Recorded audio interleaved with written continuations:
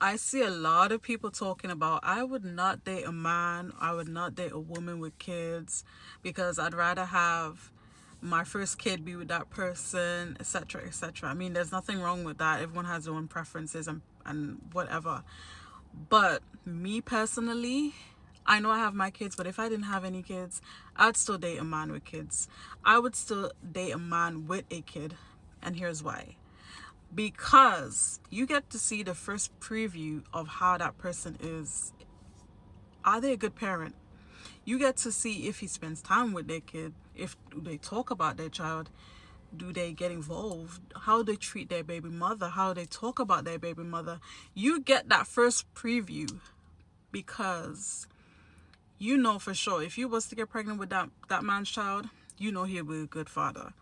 Whereas if you do not have that preview of how that person is as a parent, because that man doesn't have any kids, because you're saying I don't want to date a man with kids, and then you get pregnant by that man, let me tell you, people switch up so fast, so fast. You see, when that baby comes, you see, when you get pregnant, that is basically how you know who a person is.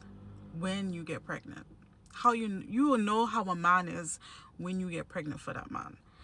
Because people change. People can sell themselves so good in the beginning of a relationship or in a relationship period when you don't have any responsibilities or you have no ties.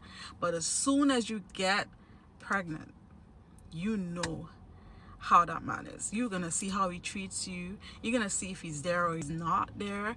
So I would rather date a man with kids or a kid because I get to see if that man is going to be a good father or not. You get that first preview. And I feel like that goes for women as well when it comes to men.